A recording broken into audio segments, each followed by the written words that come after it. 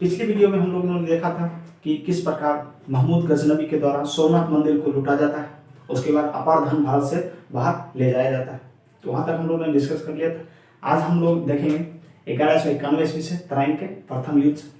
उससे पहले हम लोग देखते हैं कि भारत को हम लोग ने 3 भागों में बांटा था। प्राचीन भारतीय इतिहास के बारे, उसके बाद मध्यकालीन इतिहास और उसके बाद आधुनिक इतिहास। जो प्राचीन भारतीय इतिहास होता है वो चलता है प्रागैतिहासिक काल से लेकर 700 एडी तक। 700 ईस्वी तक के काल को हम लोग प्राचीन भारत कहते हैं। 700 ईस्वी से लेकर 1857 ईस्वी तक के काल को हम लोग मध्यकालीन भारत बोलते हैं। उसके बाद 1857 ईस्वी से लेकर अभी तक जो प्रेजेंट तक जो चल रहा है उसे हम आधुनिक भारत बोलते हैं। तो यहाँ तक हम लोग देखिए, पिछले वीडियो में हम लोग डिस्कस किए थे गुप्त काल के बारे में। तो गुप्त काल में एक छोटा सा डाउट अगर स्टूडेंट को हो जाता है तो उसमें थोड़ा सा दिक्कत आ जाएगा, इसलिए हम लोग फिर से देख लेते हैं गुप्त काल के बारे में। गुप्त काल में हम लोग ने बताया था 319 से लेकर 414 तक। तो ये पूरा गुप्त काल का पीरियड नहीं है। ये जो पीरियड था वो सिर्फ चंद्रगुप्त प्रथम, समुद्रगुप्त और चंद्रगुप्त द्वितीय जो इम्पोर्टेंट जो शासक हुए थे गुप्त काल में, उन्हीं का हमने देखा था कि टाइम पीरियड। लेकिन पूरा गुप्त काल से जब हम टाइम पीरियड देखेंगे तो 319 से लेकर 550 ईस्वी तक। कब? 319 से लेकर 550 ईस्वी तक हम लोग देखेंगे। ये गुप्त काल का जो पीरियड चलेगा वो यहाँ से यहाँ तक चलेगा, 319 से लेकर 550 तक। लेकिन हम लोगों ने देखा था 319-20 से लेकर 414 ईस्वी तक, जिसमें 3 शासक शासन किए थे, चंद्रगुप्त फर्स्ट, समुद्रगुप्त और चंद्रगुप्त द्वितीय। जब हम लोग गुप्त काल डिटेल से पढ़ेंगे उसमें हम सभी को एक एक बारे में, सभी राजाओं के बारे में हम एक एक करके हम डिस्कस करेंगे। तो देखते हैं। वैसे तो गुप्त शासन की जो स्थापना हुई थी वो 240 ईस्वी में हुई थी। 240 ईस्वी में श्रीगुप्त के द्वारा स्थापना किया गया था। श्रीगुप्त। उसके बाद आता है घटोत्कच जो शासन किए थे 319 तक शासन किए थे। लेकिन ये लोग स्वतंत्र शासक नहीं थे। ये लोग कुषाण वंश के अंदर ये शासन कर रहे थे। कुषाण वंश के ये लोग प्रभाव में शासन कर रहे थे, इसलिए गुप्त काल को उस समय स्वतंत्र गुप्त की शासन के रूप में मान्यता नहीं मिला था। तो सबसे पहले जो स्वतंत्र गुप्त रूप के मान्यता जो मिला है, गुप्त शासन की जो स्थापना किया गया था, जो वास्तविक संस्थापक माना जाता है, उसको हम बोलते हैं चंद्रगुप्त प्रथम को। चंद्रगुप्त प्रथम ने सबसे पहले स्वतंत्र रूप से गुप्त साम्राज्य की स्थापना किया था और वहां से गुप्त साम्राज्य अपने चरम उत्कर्ष तक पहुंचता है। अब हम बात करते हैं हिस्ट्री में। नेक्स्ट हम देखेंगे 1191 के तराइन के प्रथम युद्ध। तराइन का प्रथम जो युद्ध हुआ था मोहम्मद गोरी और पृथ्वीराज चौहान के बीच हुआ था। मोहम्मद गोरी और पृथ्वीराज चौहान के बीच तराइन का मैदान हरियाणा में पड़ता है। हरियाणा में तराइन के मैदान में दोनों के बीच युद्ध होता है, जिसमें मोहम्मद गोरी पराजित हो जाता है। पृथ्वीराज चौहान ने मोहम्मद गोरी को हरा दिया। मोहम्मद गोरी वहां पे हार जाता है। अगर पृथ्वीराज चौहान उसी समय मोहम्मद गोरी की हत्या कर देता है तो आगे ये सेकेंड युद्ध नहीं करना पड़ता। पृथ्वीराज चौहान ने वहां पे एक गलती कर दी। अगर उसी समय उसको अगर मार दिया तो ये दूसरा युद्ध होना नहीं पड़ता और उसके बाद पृथ्वीराज चौहान को फिर से विजय नहीं मिलती। जो पहली बार हार चुका था, दूसरी बार क्या होता है? जीत जाता है। जब हम तराइन का द्वितीय युद्ध देखते हैं, इसमें क्या होता है? पृथ्वीराज चौहान जीत जाता है। लेकिन पृथ्वीराज चौहान हार जाता है। मोहम्मद गोरी की विजय होती है द्वितीय में। लेकिन जो पृथ्वीराज चौहान ने गलती कर दिया था पहले युद्ध में, वही गलती दोबारा नहीं करना चाहता था। ये कौन? मोहम्मद गोरी ने पृथ्वीराज चौहान को मार दिया। मोहम्मद गोरी ने क्या किया? पृथ्वीराज चौहान को यहाँ पे मार देता है। पृथ्वीराज चौहान की मृत्यु हो जाती है द्वितीय तराइन के युद्ध में। यहाँ तक हम लोग देख लिए। अब हम देखते हैं दिल्ली सल्तनत हम देखेंगे 1206 ईस्वी में। क्या हुआ कि मोहम्मद गोरी जब जा रहा था यहाँ से, तो कुछ दिनों के बाद उनकी मृत्यु हो जाती है। मृत्यु होने के बाद उसका जो गुलाम था कुतुबुद्दीन ऐबक, जो मोहम्मद गोरी का गुलाम था कुतुबुद्दीन ऐबक ने क्या किया? दिल्ली सल्तनत की स्थापना की। दिल्ली सल्तनत में वो किस वंश की स्थापना की? गुलाम वंश को हम लोग ममलूक वंश भी कहते हैं। तो गुलाम वंश की स्थापना किसने किया था? कुतुबुद्दीन ऐबक। जो हम दिल्ली सल्तनत की बात करते हैं तो 1206 ईस्वी से लेकर 1526 ईस्वी तक दिल्ली सल्तनत का शासन चलता है भारत में। दिल्ली सल्तनत में कुल 5 राजवंशों ने शासन किया। कितने? 5 राजवंशों ने शासन किया। गुलाम वंश, खिलजी वंश, तुगलक वंश, सैयद वंश और लोदी वंश। इसको थोड़ा सा हम लोग शॉर्ट में अगर हम देखना चाहते हैं तो एक ट्रिक हम लोग देखेंगे। गुल किले गुल खिले तो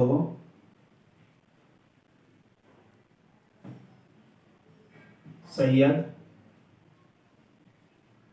गुल खिले तो सैयद लोधी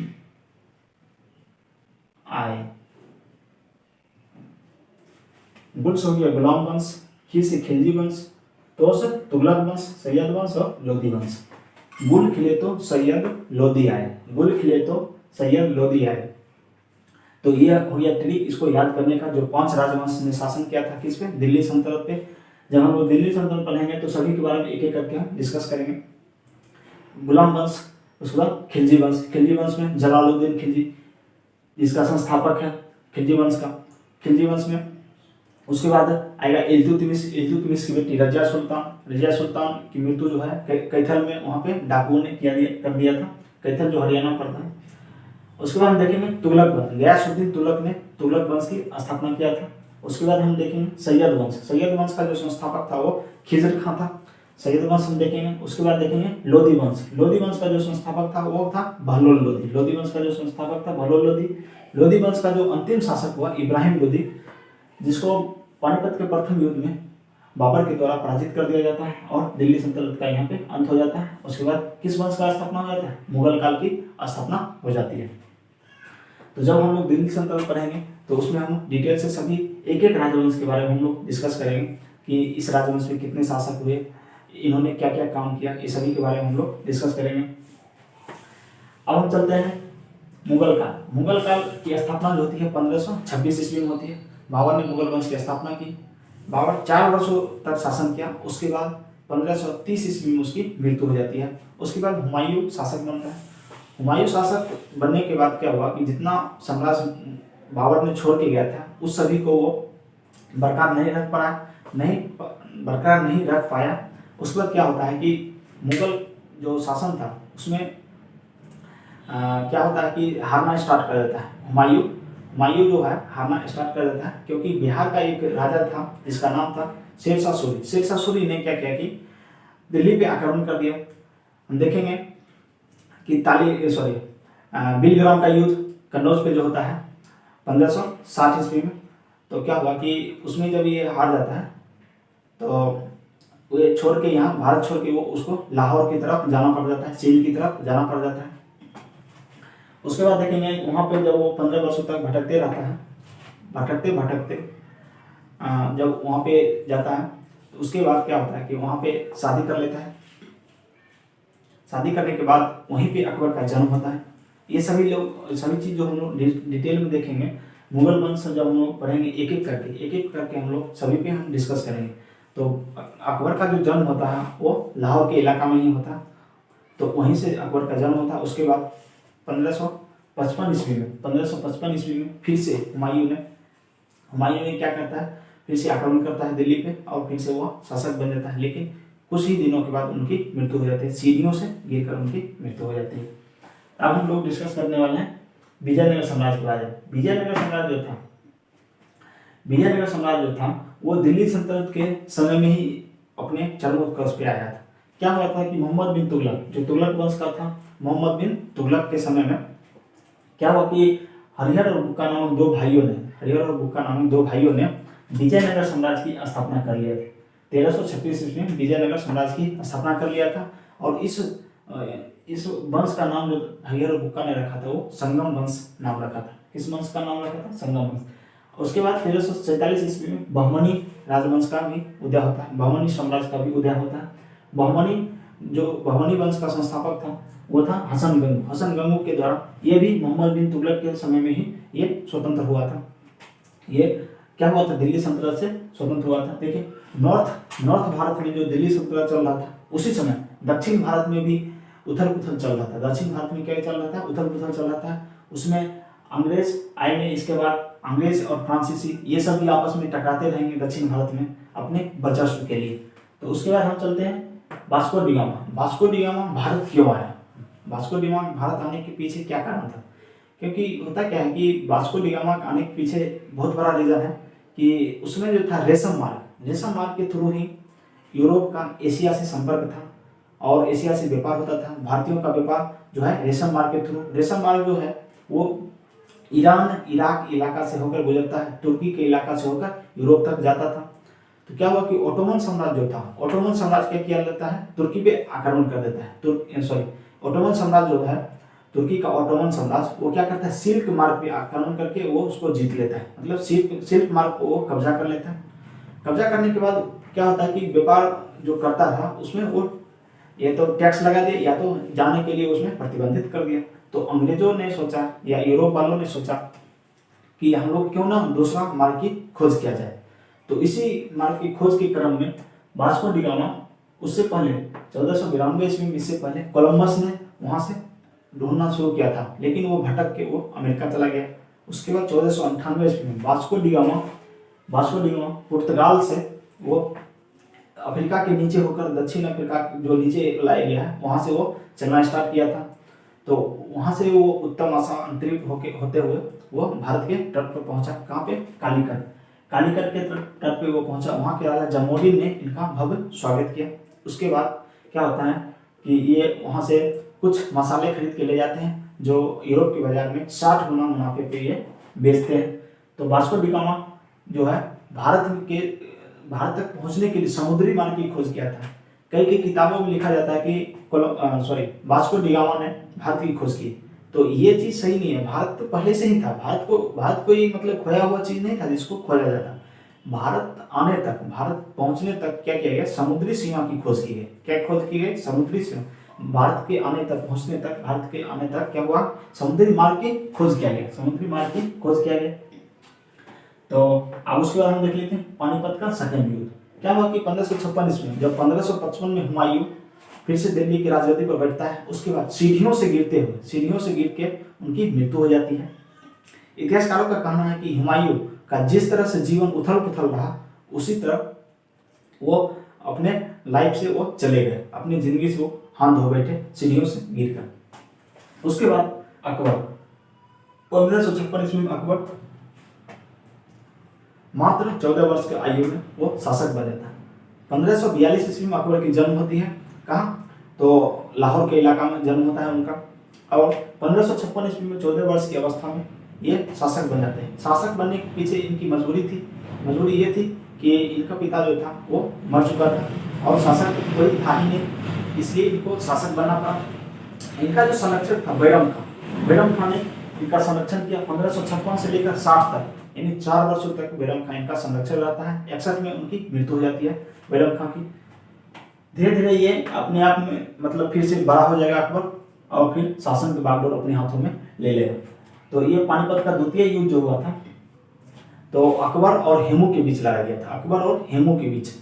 ये द्वितीय पानीपत का युद्ध हम देख लिए कि पानीपत का जो द्वितीय युद्ध था किसके बीच लड़ा गया, अकबर और हेमू के बीच लड़ा गया था। अब हम देखते हैं 1556 से 1760 ईस्वी के बीच कितने मुगल शासक शासन किए। तो उसमें आ जाएगा अकबर, जहांगीर, शाहजहां और औरंगजेब की मृत्यु 1760 में होती है। औरंगजेब की मृत्यु के बाद धीरे धीरे मुगल साम्राज्य पतन की ओर प्रस्थान करने लगता है, कि वहां से मुगल का पतन स्टार्ट हो जाता है। किस समय से, औरंगजेब की मृत्यु के बाद से। अब हम देखते हैं कि उसी समय, जिस समय क्या हुआ कि उत्तर भारत में क्या चल रहा था, मुगल काल चल रहा था। उत्तर भारत में मुगल काल चल रहा था, और दक्षिण भारत में जो छोटा छोटा स्वतंत्र हुआ था, जैसे विजयनगर हो गया, बहमनी हो गया, उसके बाद आ गया इधर मुगल काल। तो मुगल काल जब खत्म होता है, मुगल काल मतलब क्या होता है, औरंगजेब की जब वहां से मृत्यु हो जाती है, तो उत्तर मुगल काल में जब हम प्रस्थान करते हैं उत्तर मुगल काल में, तो क्या होता है कि दक्षिण भारत में तब तक अंग्रेज आ चुके थे। 1600 ईस्वी में अंग्रेज आ चुके थे। उसके बाद 1498 ईस्वी में जब वास्को डी गामा यहाँ से गए, और फिर 1530 ईस्वी में पुर्तगालियों ने वहां से अपना जो गवर्नर है उसको भेजा था। तो जब भेज के यहाँ पे धीरे धीरे क्या हुआ कि राजनीति में हस्तक्षेप करने लगे। ये पहले तो व्यापार करने के लिए मांग किया। सबसे पहले आया ये वास्को डी गामा का जो मतलब पुर्तगाली का जो गवर्नर आया था, सबसे पहले कोच्चि में अपना संगठन बनाया, अपना फैक्ट्री बनाया। धीरे धीरे पुर्तगाली के बाद अंग्रेज, फ्रांसीसी, उसके बाद डेनमार्क, स्वीडिश, ये सभी भारत में आना स्टार्ट कर दिए धीरे धीरे। तब अंग्रेज जब 1600 आ गए, 1600 में आ गए। देखो ये जो है शाहजहां के शासनकाल के पास, शाहजहां के शासनकाल के आसपास, औरंगजेब से पहले और शाहजहां के शासनकाल के लास्ट पीरियड में क्या हुआ कि अंग्रेज लोग भारत में आ गए, धीरे धीरे व्यापार में अपना वर्चस्व बढ़ाने लगे और वो चाहते थे कि भारत में एकाधिकार हो, मतलब व्यापार का जो होता है एकाधिकार हमको प्राप्त हो। लेकिन उसमें जो था दो ही शासक जो थे मजबूत थे, एक था ब्रिटिश शासक और दूसरा था फ्रांसीसी। तो दोनों हमेशा लड़ाई झगड़ा होते रहता था। तो हम देखेंगे कि दक्षिण भारत में जो युद्ध चला था कर्नाटक युद्ध, कर्नाटक के साथ कर्नाटक युद्ध जो होता था वो फ्रांसीसी और अंग्रेजों के बीच चला हुआ था। तो 1746 से हम लोग 1763 ईस्वी के बीच देखेंगे 3 कर्नाटक युद्ध लड़ा जाता है अंग्रेज और फ्रांसीसी के बीच। जो लास्ट वाला तीसरा युद्ध होता है उसे हम सप्तवर्षीय युद्ध कहते हैं। 1756 ईस्वी से शुरू होकर 1756 से 1763 ईस्वी जो सप्तवर्षीय युद्ध होता है वो पेरिस की संधि के तहत दोनों में मध्यस्थता होता है और वहां से क्या होता है कि दोनों के बीच युद्ध समाप्त होता है। फिर देखेंगे हम लोग दक्षिण भारत में, दक्षिण भारत में जब हम जाएंगे तो दक्षिण भारत में देखेंगे कि कैसे कैसे कर्नाटक में युद्ध होता है। मैसूर युद्ध के नाम से उसको हम जानते हैं। मैसूर युद्ध में 4 मैसूर युद्ध लड़ा जाता है। एक हैदर अली जो वहाँ का शासक है, ठीक है, उसके बाद उसका बेटा आता है वो भी युद्ध लड़ता है। तो ये हम देख लेंगे 1767 से लेकर 69 तक प्रथम मैसूर युद्ध होता है 1769 तक। फिर हम देखेंगे कि 80 से द्वितीय युद्ध देखेंगे 80 से 84 देखेंगे द्वितीय मैसूर युद्ध। फिर तृतीय मैसूर युद्ध देखेंगे 90 से 92 तक, तृतीय मैसूर युद्ध हो गया। उसके बाद हम देखेंगे चतुर्थ मैसूर युद्ध। मैसूर युद्ध में क्या होता है कि 1799 ईस्वी में होता है। चतुर्थ मैसूर युद्ध 1799 ईस्वी में होता है। इसका जो शासक था मैसूर का वो सबसे पहले था हैदर अली।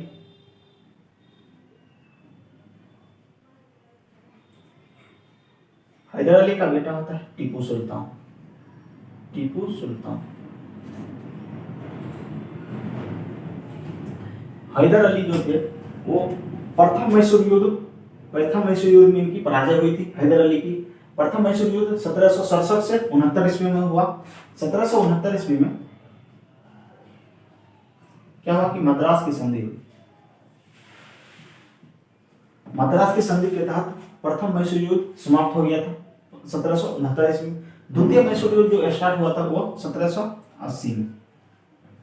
1780 में द्वितीय मैसूर युद्ध स्टार्ट हुआ था। लेकिन क्या हुआ कि 2 साल युद्ध लड़ने के बाद क्या हुआ, हैदर अली की मृत्यु हो जाती है 1782 ईस्वी में। 1782 ईस्वी में हैदर अली की मृत्यु हो जाती है। उसके बाद शासक बनता है टीपू सुल्तान। शासक क्या बनता है, टीपू सुल्तान शासक बनता है। तो ये युद्ध जो है 80 से लेकर कहाँ तक चलता है, 84 तक। ये 80 से लेकर 84 तक युद्ध चलता है। 84 में क्या होता है कि मसूलीपट्टनम की संधि होती है। मसूलीपट्टनम की संधि होती है जिसके तहत युद्ध विराम हो जाता है। उसके बाद फिर हम देखेंगे 1790 से 92 तक, 1790 से 92 तक तृतीय मैसूर युद्ध जो चला था, आंग्ल मैसूर युद्ध, तृतीय आंग्ल मैसूर युद्ध 1790 से 92 ईस्वी। इसमें क्या हुआ था, टीपू सुल्तान और अंग्रेजों के बीच हुआ था। इसमें भी चारों मैसूर युद्ध में अंग्रेजों की विजय होती है। चारों मैसूर युद्ध में अंग्रेजों की विजय होती है। जो तृतीय मैसूर युद्ध था उसमें 1792 ईस्वी में श्रीरंगपट्टनम की संधि होती है। किसकी संधि, श्रीरंगपट्टनम की संधि।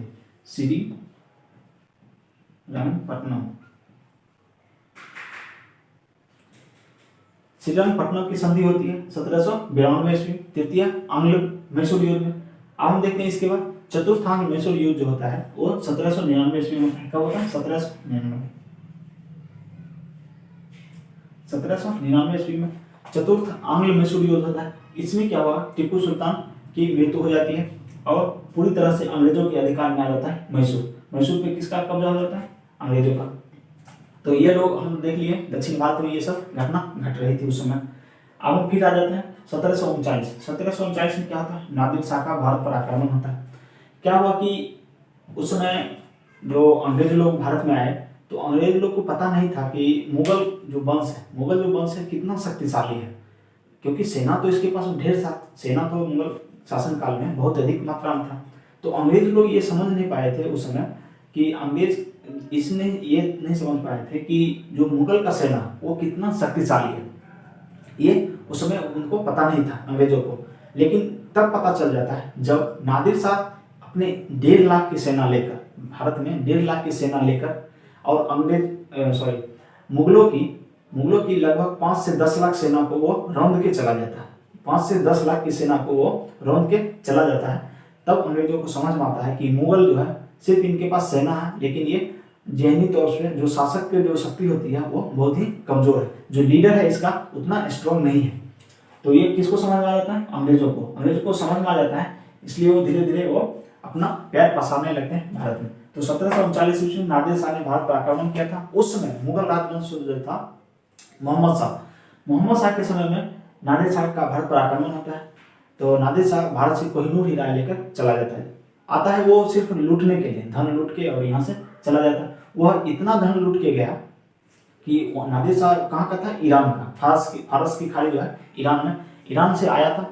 और क्या हुआ कि जब वो ईरान धन लेकर लौटा तो कहा जाता है इतिहासकारों के द्वारा कि नादिर शाह जब अपने देश में पहुंचा तो 3 सालों तक, लगभग 3 सालों तक वो अपने जनता से टैक्स नहीं लिया। वो इतना धन उसके पास आ गया कि वह 3 सालों तक अपने जनता से टैक्स नहीं लिया। तो हम नेक्स्ट चलते हैं प्लासी का युद्ध।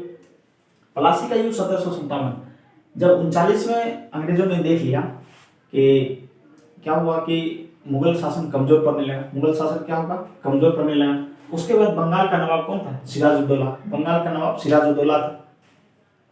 क्या हुआ कि सिराजुद्दौला बंगाल पे शासन कर रहा था, तो वहाँ पे दोनों में टकराव होता है। किसमें? सिराजुद्दौला और अंग्रेजों में टकराव होता है।